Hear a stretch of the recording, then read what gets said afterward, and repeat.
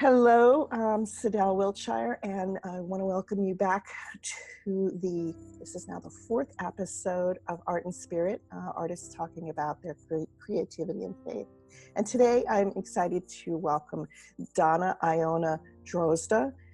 She's an artist educator who lives currently in Virginia Beach. And Donna, welcome. Thank you. Thank you so much, Sadelle. It's wonderful to sit down with you. I love what you do. I love your art so much, and it's just great to be here. Thank you. Well, it's wonderful. It's wonderful to talk with you about one of my favorite subjects, which is how we combine our art and our spirituality. And so I'd love for you to give us a little bit of just a little background of your art history, your history with art. Okay, I will try to keep this succinct because it could be a long story. I think all of us have a long story. Well, I'm an artist who knew that was my path as of second grade, and my spirituality as a child was Catholic. And so there was a lot of ceremony. It was a Byzantine Catholic church that I grew up in, and it was just magnificent architecturally. And all the patterns and colors were really what stimulated me far more than the doctrine. So I really loved growing up with all of the amazing visual patterns and, the Gothic structure and the gold leaf ceilings. And I was just mesmerized. But at the age of 10, we moved away from that church and we moved to a very different kind of sterile church, and I quit the church at 12. I just walked away. And then I just took the woods and the creek and the raccoons and the rabbits as my faith base with my dog. Okay, and how was it that you came to be creating art? The creating art part was really important for me because I think, like most kids, and I work with kids regularly, I think we all come with such a rich imagination. But in the second grade, my teacher asked if there were any volunteers to help with the school play, and we were going to put on Goldilocks and the Three Bears for the whole school. And we needed volunteers for set design. And so my hands shot up, and I thought, I don't know what set design is, but I want to do it.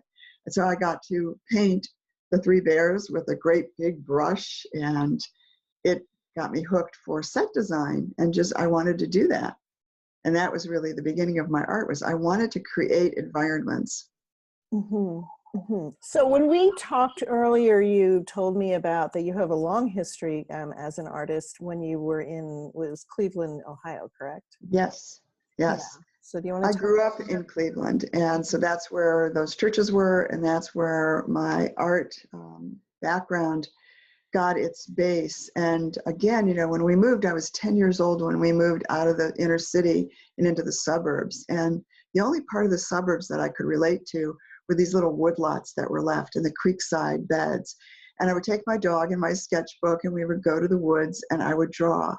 And I was really, really good at drawing. And so that's the only place in my life, the only place where I felt I had any strength whatsoever. So I put myself on the track of going to art school, and life got in the way and interrupted that. But I persevered. I think that's part of the power of the arts is, of course, our imagination. And I just simply had to imagine that I could still be an artist in the world, even though I wasn't able to go to art school. And so I put myself on a track of studying the master artists. And I started with the cave painters. And for just about 7.5 years, I worked in solitude and created every day. And I worked very rudimentarily. I didn't have any money, so I worked on freezer wrap paper with charcoal from my wood stove. And I would draw every day, following the masters from the cave painters through the years, all the way up to Picasso. And for the first 4.5 years, I just worked with value study. And what it did for me, and living by myself and working on my own in this way, and burning my drawings every morning. I would start my fire with the drawings from the day before. I really learned a lot about not thinking I was getting anywhere. I wanted to just keep going somewhere, but not get somewhere, if that makes any sense. I just wanted to find myself by copying what I really respected in terms of the art that was documented. And, you know, most of it's guys, most of it's white guys, but that's I learned by copying. And I'll end this part by just saying that after all those years, I found my style, I found my ability to paint, and I had my first sale 9 years later, and it was 108 paintings to one man. Whoa. A major collector. That was my first sale after that long stretch of time. Oh my goodness. And let me get this straight. With you were working in charcoal? Yes, from my wood stove. From your wood stove, and you were doing value studies with, you said, was it freezer wrap paper? Freezer wrap paper. Because I couldn't afford art materials, and they weren't nearby anyway. And my story's kind of multi-layered. I was healing from violent crime. Okay. So I really had a tremendous amount of agoraphobia and panic attacks, post-traumatic stress, which had not even been identified at the time. Nobody had a name for it. And so drawing was all I knew I could do. And it took me a few years before I felt safe enough to even make marks on paper. But once I began to make those marks on paper, something opened up inside of me. And once something opened up inside of me, I just wouldn't let it go. I just keep moving. So freezer wrap paper, I could go to the dime store and I could buy these big rolls of freezer wrap paper, and one side is wax and one side is drawable. Mm-hmm. And so I could work with wet medium, dry medium, and everything, and then I could burn it the next day. Okay, so a couple of questions. One was, why did you burn your previous day's work? I feel as if, and I could probably go back and find this out because I'm a journal keeper and I have visual journals, over 160 volumes of them. And so I want to go and find out exactly what was in my mind.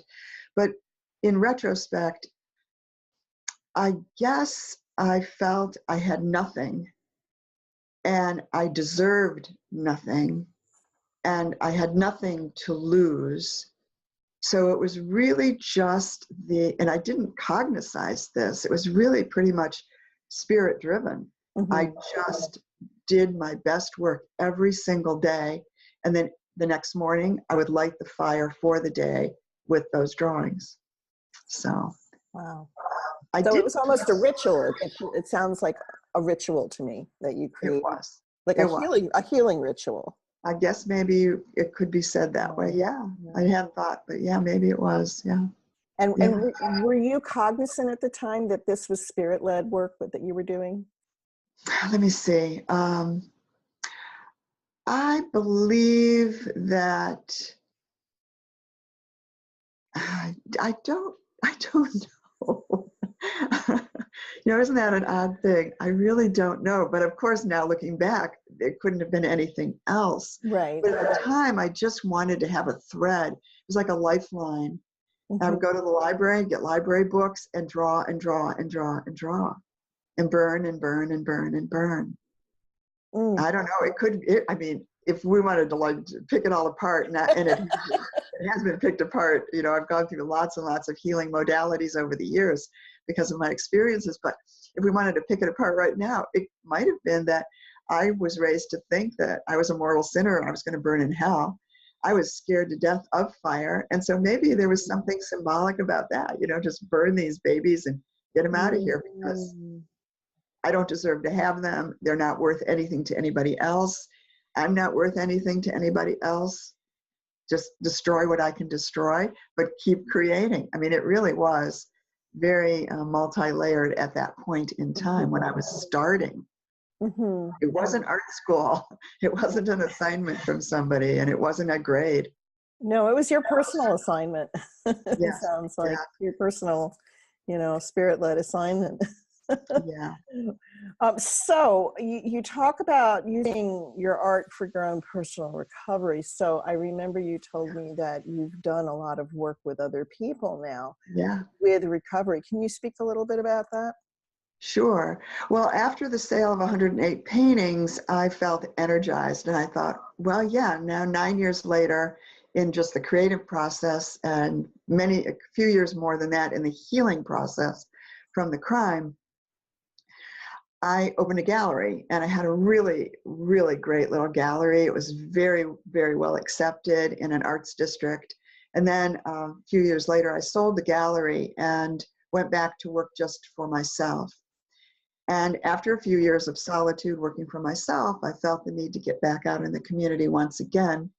And I found a studio space, which had been a former high security lockup ward for women in an old state high run psychiatric hospital. I got such a rich background for my art. I moved into this lockup ward, which had been empty for 8 years. And the last occupants had been 35 women in high security with their beds bolted to the wall and the clinic handing out major catatonic drugs like Thorazine and horrible things. And I felt the need to work in that space. And I thought I'd work there for about 6 months, but I ended up being there for about 5.5 years. And shortly after I moved in, I knew that I couldn't be in this space by myself. The energy was too intense. The walls actually spoke. I felt like I needed to shapeshift the energy. And I did that in many ways, including roller skating down the hallways every morning to just move the air, and smudging a lot. I got busted 3 times for smudging sage. I mean, the police were sent to me. Oh my And and I felt the need to open this space up to the community. So at that point, I became the artist in residence for the Center for Therapy Through the Arts. It's one of the oldest art therapy organizations in the country. And I was their art therapist for 5.5 years and designed programs for all kinds of populations, and had on my own, for my own research and development, I had a first Saturday creativity salon every first Saturday for all those years. Mm-hmm.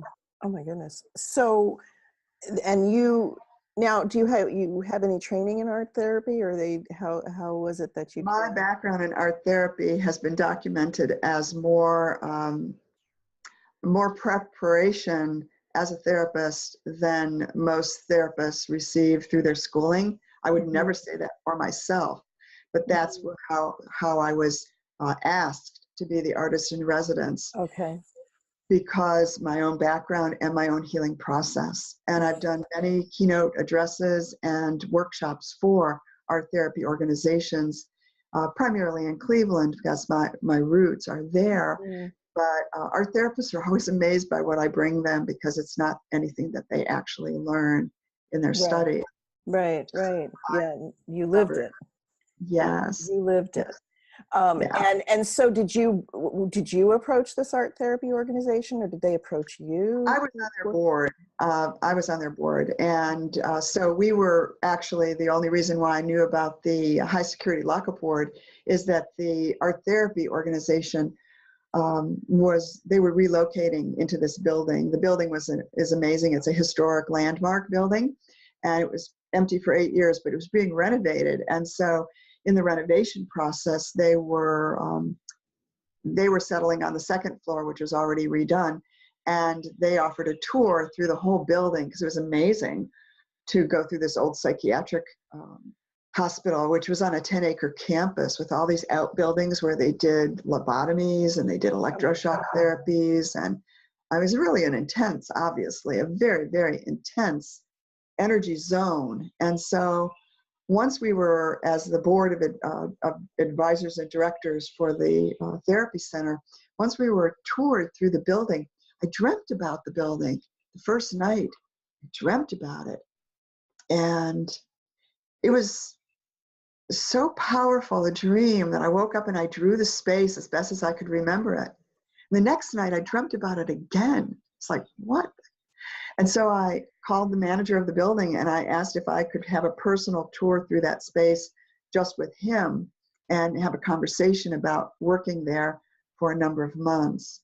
It changed my whole life. It changed my healing process in such an extraordinary way that it catapulted me into a whole nother level of being able to imagine my own experience and the horrifying aspects of my own experience. But for the grace of God go I was never locked up.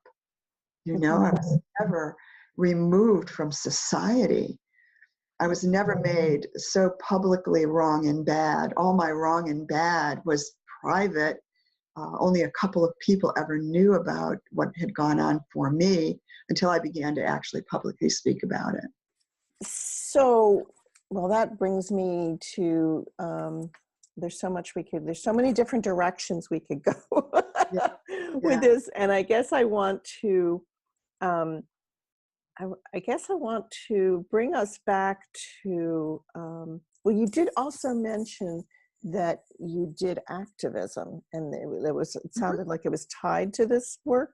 Is that true? Absolutely. I mean, just having a group of artists come into the studio every first Saturday, and we would spend an entire day together working with the current energies of the moon. I just have lots of ways in which I access and connect with how our creativity can come up and meet us.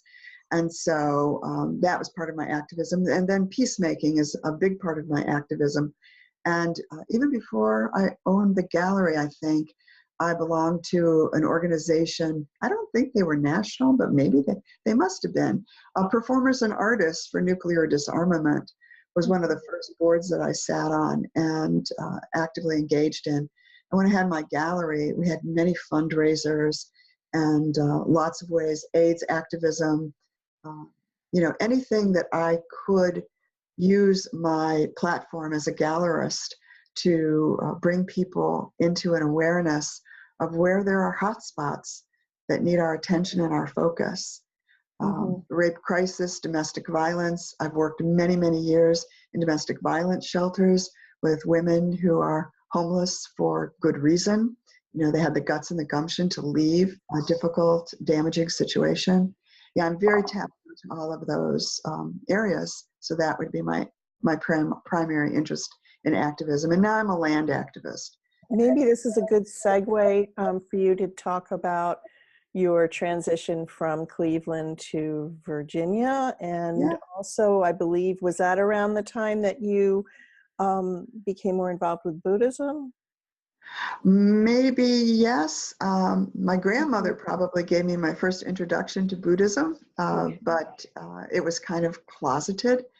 And so right before I came to Virginia Beach, I traveled I did a couple of different big journeys, but the last one was to Tibet. And I have to admit, before I was invited to go, I didn't know anything about Tibet. And so I learned, I had a crash course by going there. Of course, I learned what I could before I left. I knew it was an endangered country, and I knew that it was communist controlled. And I knew it was a dangerous place to travel to, but I had no clue what I would see and feel when I got there. And so when I came back, everything needed to shift, kind of like in my life at this moment in time, with having just broken my arm so severely. I needed to do something different. And my partner, I think we had been together for, 14 years by then, maybe a little more.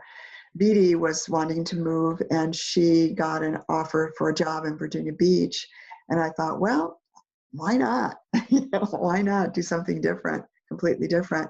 I had been coming here for a number of years to present at conferences every October, and it's just a beautiful, beautiful place.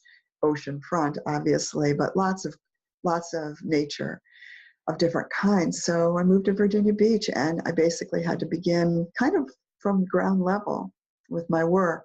And Buddhism was one of the first things that I discovered when I got here, very inadvertently, but very spirit-driven. Member of a a charter member of a Sangha that got started here shortly after I moved here. And what was it that pulled you into that? I went to see an art exhibition at a museum shortly after I moved here. And it was a fellow who had been to Tibet many, many times.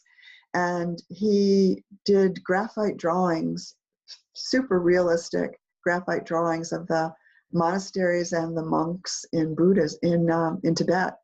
And it really just touched me deeply. And then there was a flyer sitting on a pedestal at that exhibition that there was going to be a Buddhist talk by a Tibetan Buddhist monk.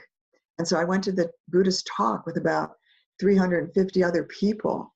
And that Buddhist monk became the founder of our Sangha and my Buddhist teacher for 12 years. Mm-hmm. And do you still go? Our Sangha fell apart because of illness and death and relocation of many of the members after 12 years. And so after 12 years, I was totally aware of the fact that your Sangha is your community wherever you are, and that you learn your lessons by the person who's in front of you.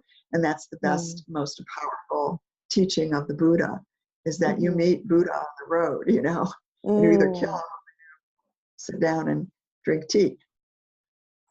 Okay.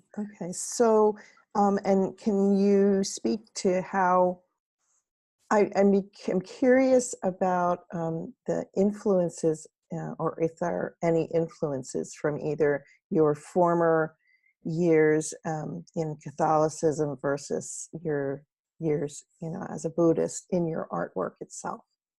Ah, gosh. Former years in Catholicism. Yeah, there is. There's a lot of similarity because Tibetan Buddhism has so much of the, I'll use the word pageantry for lack of a better word, because when the priests are going down the middle of the aisle in high mass with the incense and the candles are all over, and then again, growing up in the Byzantine Catholic Church, that I did. It was extraordinary just to be in the robes and the patterns and, the things that attract an artist's eye.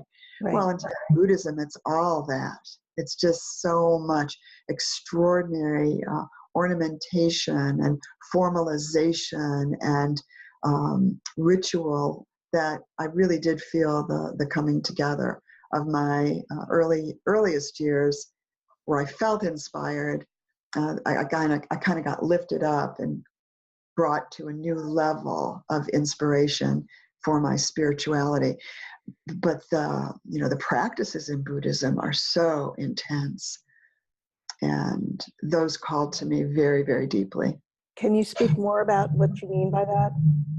Well, when we join a Sangha and we have a teacher, the teacher gives us practices. And the practices are tantric, and they're generally they're oral teachings that have come down through the ages. And many people think of Tibetan Buddhism, Buddhism in general, they think of Buddhism in general as a religion. But when you really sink into Buddhism, particularly, I was in an endangered lineage of Tibetan Buddhism. I am in an endangered lineage called the Dracung-Kagyu lineage. I haven't said that in a long time. And in that lineage, the practices are very, very structured. For example, I was assigned by my teacher to do a certain practice every day for 2 years to support me in clearing my body of the damage that had been done to me through violence. And oh my gosh, Sadelle, to have somebody give you an assignment that's specific for your own healing, and to make the commitment to it, to sit on the cushion every day and to do this practice, it was extraordinary. But then in general, we were given practices on a regular basis, where again, we go for a weekend of teaching or for 5 days of teaching, and we would be given secret ways of reaching into body, speech, and mind to bring ourselves into alignment, so that then we could be in the community, hopefully without undue anger or victimization of ourselves. Very good now, very helpful for the world that we're in. I would strongly urge any viewer to really just look into books on Buddhism. And so this particular practice, was it was a meditative practice? It was part of your meditation and yes daily, and yes, involved just where you were directing your mind, or where you were directing your spirit, or it's body, speech, and mind practice. And so you have specific ways in which you're speaking to yourself while you're in a meditative state, to make sure that you are reaching every part of the toxins, I'll say, the dark smoke that's in your body, and releasing it for the betterment of everyone, for yourself and for others. You don't just do a practice for yourself, you do the practice of healing for yourself, so that then that energy rings out, like the proverbial pebble in the pool. And it touches every living being. I remember the Dalai Lama telling a story about seeing, I think it was a robin outside of his window one day when he was at the window, and he sent out a vow to the robin, and he said, I vow to return to the earth as many times as there are atoms of the earth, to release you from suffering and the causes of suffering. And that's a Buddhist vow that I was also given. It's part of the Drikung Kagyu lineage, that think about it. I vow to return to the earth as many times as there are atoms of the earth, to assist in the release from suffering and the causes of suffering of all living beings. And then you open your body, your speech, and your mind to that possibility. And you have to practice it, because it's so contrary to anything that we ever experience here, So that's where it took me. Well, I can see the relationship between that, what you just explained, and your activism and peace work as well. It seems interconnected, like you were on this line to find this modality, this healing modality. Thank you. I didn't even know that. Thank you. At least that's what I'm seeing, in this. Thank you. that you're sharing. It's been pretty fabulous, I have to say. It's just been really, really cool to watch it all sort of come to meet me, and not having a clue what the next piece in the puzzle would be, and just not efforting. Part of Buddhism is not efforting. Not efforting. So, can you tie any of this to like some of the artwork that you have, and maybe show us a piece or two, and talk about what might have influenced? Yeah, my art has changed a great deal over time, as we all have to, obviously. You can't just find a style and stay with it, as you know. Right. So for many years during my time in Cleveland, my art was about, first, the healing aspects of nature. And I did a journey at one point where I went to an island by myself. And I spent 18 and a half weeks on an island off in North Carolina. Actually, it was an island in that you had to take a bridge to get there. It wasn't like it was out in the middle of the ocean or anything like that. But it was a beautiful place where I was given, by my therapist, I was given her home, her little summer home, for 18 and a half weeks. And I did what I call my Island Home series there. And this is one of my paintings. I was dealing with fear, and the fear of being alone. And so this is a painting that I did with the home in the middle, and all of the sharks surrounding my little house, my little island home. And knowing that I was safe in that space was really a stretch for me at the time. I still didn't feel safe in the world. And as I mentioned a long while ago, when we first started, agoraphobia was a really, really big part of my experience. And even though I made myself go out into the community, I still had to deal with, I had panic attacks for 16 years, really potentially debilitating panic attacks, but I steeled myself and I made myself make the next step and keep moving forward. So the island experience was really important to me. And I always worked in series, and my series always conveyed a message of nature and healing. And when I moved to Virginia Beach and started working here, everything shifted for me because nobody knew my work. Nobody really cared about what I was doing.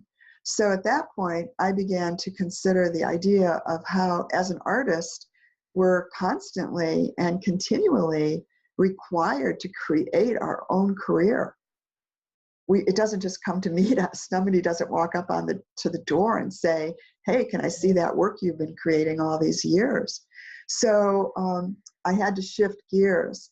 And so when I moved here, this was over 20 years ago already, the first thing I did was I started a course at the ARE, the Association for Research and Enlightenment, the Edgar Cayce Foundation. I went there and I started teaching there and doing courses there on different modalities of art and healing. I just would create, maybe I brought some of my workshops from Cleveland down here. And that then led me to start another course at our community's adult learning center called Creating Your Own Career. And I created these 10 steps of the creative process. I'm doing a video series on them right now, based on my work with a coach down in North Carolina. And I just keep allowing myself to see what's going to come to meet me next. And in my art right now, my art is turning, I've always been a writer and a visual artist, but now my writing is coming to the fore. And after 50 years, I'm writing a memoir about the violence that visited me in my life and the violent life that I lived in the midst of. And we're doing this interview today, and it's not even a week since we had a mass shooting here in Virginia Beach. That's right. I live in Virginia Beach, and we had a mass shooting here last Friday at 4 o'clock in the afternoon. Wow. And it was almost a month to the day since Pharrell Williams was here to do a monumental concert series called Something in the Water. And 35,000 people came to his event, and it was the most peaceful, most magnificent gathering.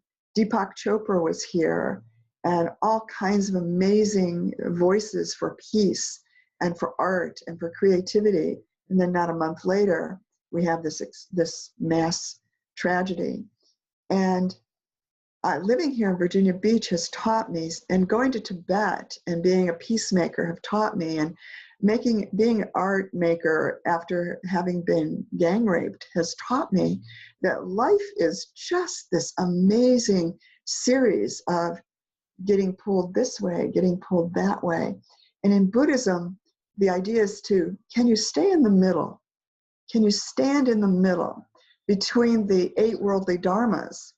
The 8 worldly dharmas of pleasure and pain, loss and gain, fame and disgrace, and praise and blame. And can you stand in the middle and say today, I'm a person who's experiencing tremendous pleasure, or I'm a person who's experiencing tremendous pain? Can I say, I'm a person who's grasping for gain? Can I admit that I'm a person who's yearning to get rid of loss? And on through those dualities, but they're not really dualities. They're part of us. They're part of all of us. So this idea of where we are as artists and what we're doing with art, to me, is really at a place of evolutionary opportunity, because art isn't something pretty for the wall, in my mind. It can be, and it ought to be in many instances, but art is excavation. art is shoring up the walls and going down into the gold mine with a little pickaxe and a little brush and seeing if you can find a nugget, if you can bring it up to the surface, if you can polish it, not because it's going to get you wealth, but because just the process of looking for it is the wealth, Oh, that's quite a metaphor that you've just brought up, that pickaxe and the brush. I love that, Donna. Wow. Thanks. And it's interesting because it's making me think about, that how much more these days that art is something that more and more people are accessing for themselves, for just those reasons. Yeah. And then thinking about the world that we live in and how torn and how divided we are, and incidences like what happened in Virginia Beach a week ago, and all of these things that we live in, that we live with, and yet I'm seeing more art created by anybody, and more. I mean, it's everywhere if you look on social media, and it seems to me that I just haven't seen art produced at this volume like this before. Well, how could we? How could we? It's here and it's now, and there's 7 billion of us on the planet. And well, the Dalai Lama said in a talk, I know that this can be pulled up and documented online, but the Dalai Lama said many, many years ago that it's the Western woman who will save the world, because we have the time, we have the money, we have the luxury, we have the education, and we have the wherewithal to choose to be women who express ourselves. And we're really watching that come up to the front lines now with the shift in the millennium. We're only 19 years in, and over the next couple hundred years, it's going to get the voices of the healing voice of the feminine is going to get stronger and stronger, because it's the millennium of the feminine. And we know that because we know that just by looking at what's happening around us. I don't have to go any further than that. The voice of women is rising up, and we are mad as hell, and we're not going to take it anymore. But I take the word endanger. I learned this right before I went to Tibet in my journals. I was writing in my journals in the high security lockup ward for women, and I was due to go to Tibet in the next week or two. And I was getting all kinds of preparation, including what to do about altitude sickness and the possibility of going into hallucinations and such. And so I was writing, and I got interrupted by my doorbell on my studio. And a couple hours later, when I came back to resume my journaling, I saw that I'd written down something about going to an endangered country. Only when I read my entry, the way that I write, there was a space between the D and the A in the word endanger. And if you take a pencil and you write down the word endanger, and you leave a space between the D and the A, it becomes end anger. And I was going to a country that I knew was embroiled in communism, which is a very angry energy. And I thought, well, we are each and all endangered until we end anger. And that doesn't mean to throw anger out and pretend it's not powerful and important, but to bring that anger into ourselves and turn it into our passion for action. Mm-hmm. Oh my goodness, that's profound. And anger. I'm going to write that down and say that. We're endangered until we end anger. And it doesn't mean that we deny anger. It means that we don't project it out to those around us, doing damage to everything and everyone because we're pissed off about traffic or something, Right. Really bring it home and calm down. Just calm down. Oh, wow. Thank you for that. I'd like to talk a little bit more about your life now with your artwork. And, is there anything that you do to kind of get yourself into that space to kind of bring spirit closer when you work? And can you talk a little bit about that? Yeah. I can't smudge anymore because my my wife has lung allergy issues, so I can't smudge anymore. But I always light a candle and have a small bowl of water. on my work table or in the vicinity. And I dance, and I also draw. I have specific ways in which I move my hand. I make 4 connecting lemma scans on a piece of paper that looks like a flower blossom, and it just takes me in to the pattern that I work with, which is that we dream a dream, and a dream can remain a dream, or it can become a vision. And once a dream is a vision, it's got energy around it. It's like, ooh, I want that to happen. So with my work, okay, I want this series to happen. I want this writing to happen. I want this workshop to happen, whatever my creativity is bringing at the time. And if I want the vision to activate, I need to research so that I'm actually connected to what it is I'm going to express. And I follow this 8-step pattern that follows the phases of the moon. We're in the new moon when we're doing this interview today, and this is a time to vision. And when we get to the crescent cycle, it's the time to do research, and it goes around the 8 phases of the monthly moon cycle, and it always brings us back to what is the next dream. So that's the way I prepare for all of my work, my workshops.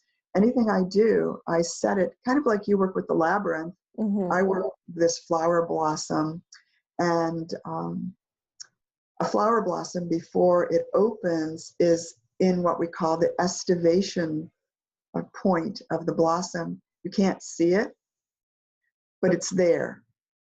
And then it opens, the petals open, and we see the flower and we admire it. So many of us stay in the closed blossom state because we don't know how to open, or we're afraid to open. So I'm constantly working with the idea of don't get stuck. And we all get stuck. Mm-hmm. We get stuck on any day. We all get, don't stay stuck is probably the better one. Don't stay stuck. You're in a blossom phase, and what will it look like when you open? And so that's the way I approach all of my work. It's an opening. That's beautiful. Yeah, I remember. I don't always have the opportunity, when I need to do something here and I need to really center myself, I do 1 or 2 things. I'll either just sit quietly, as in, I'm a Quaker, so I'll sit quietly and try to, I call it peeling back the onion, peeling the layers off of the onion to center myself. And during those times that I just can't just seem to do that by sitting, that's when I will take, a labyrinth and trace it with my fingers, or draw one, or, eventually we'll have one out here and walk it. But to me, it's that same thing. And it's, right. While it's going inwards, it's also opening. Exactly. And it's a lovely metaphor. And I think we all find that way to bring spirit in, and there's so many different ways to do it, and there's so many different expressions of it. Do you want to show any other pieces of your artwork before we start bringing this to a close? Talk about what inspired you. Well, kind of winding ourselves right around back to the beginning of things.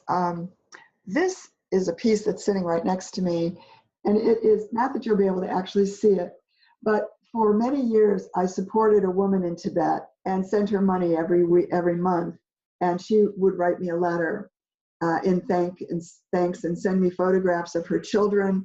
And so that's the envelope. And then these are pages from the Buddhist book that my grandmother had, that I inherited when my grandmother died. And so they're the back of this piece. And this piece is called Peace Walk.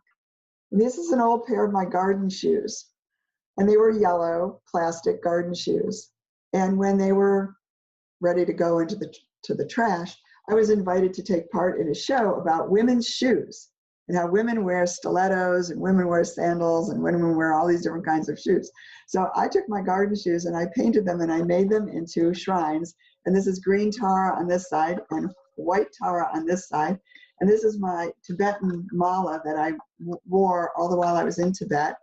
And then I planted 2 trees that go through the top of the piece. And there's 108 teardrop leaves, gold leaf teardrop leaves. And 108 is the number of beads in a mala when we do our Buddhist practice. And so this piece is called Peace Walk. And to me, it's kind of what I'm on. I'm on a peace walk in my life. And so that's a piece of my work right there. Oh my goodness, that's gorgeous. And does that sit somewhere so that people can see both sides? No, you cannot see both sides unless it's exhibited, but that's Okay. my grandma's on the back and my peace walk's on the front with my shoes. Oh my gosh, that's brilliant. And it sits underneath a painting that I'll show you right there. And this painting was done as a result of the dark shapes in the corner are two of my own dogs fighting in my backyard over a tennis ball, and it resulted in one of the dogs dying. Oh no. And so then that's my spirit standing in the background, and my death, my own death. I died that day. And my spirit rising up as the white bird, and that white bird shape and the flowers floating down, those are recurring symbols in my work. They constantly occur in my work. And the flowers floating down started to appear in my work after I met my son when he was 32 years old. And then it began to rain flowers in my life because he was relinquished at birth and I didn't ever know him. And so all of my work has this kind of substance in it so that I can see what my life experience has brought me and is bringing me next in the opening of the blossom. Mm, mm. So yeah, the themes of violence and healing, there's so much of it. Yeah. So tell me just a little bit about the work you're doing with, you're writing a memoir right now, you said? Yeah, I'm writing a memoir because when I was 19 years old, I was hidden away by my mother because I was pregnant in 1968. It was extremely shameful. Right. And before I had my 6-week checkup, I wanted to go visit artist friends on a college campus. And I called ahead, and a man whose voice I didn't recognize, but that didn't seem unusual, invited me. Yeah, she's expecting you. Your friends are expecting you. Come over, come over. And it was an entrapment. And I got trapped in this college campus house by motorcycle guys and Hell's Angels. I call them the angels from hell because they took me down into the deepest, darkest so that my life would correspondingly take me up into the lightest light because you can't stay in the dark. And so that's what all my work is about. Oh, my goodness. Don't stay in the dark. Yeah. Turn on the light. All you got to do is you got to turn on the light. It might take 50 years. It might take 16 years. It might take 10 minutes. It might take one breath. Just take a breath and turn on the light. Life is so beautiful. Thank you for that. And I hope your memoir, it sounds like your memoir is going to do a lot of good work, not just for you, but for so many other women out there. That would be the hope and the prayer, that we're not in this alone. We grow together. Mm-hmm. Yeah. So Donna, this has been absolutely, I think we could talk for so much longer than we are right now, but I would love it if, tell me just where people can find you online and be in touch and, what you have to offer. I know you're doing this amazing, I've seen some of those videos that you're doing. Is it 10 days or? It's 10 stages of the creative process. Right. Yeah. Right. Yeah. So tell folks where they can find you, and I will stick a link below. Okay, certainly. Well, I am at DonnaIonaDrozda.com. And I think at that place there are links to my Facebook, my Instagram, and YouTube. And so people can then go from there to wherever they might want to go. If they want to go anywhere, come along, please. It'd be great to see you, meet you, and talk to you if you're a viewer. Thanks, Sadelle. Okay, thank you so much, Donna. Okay, bye. Bye. Thanks very much.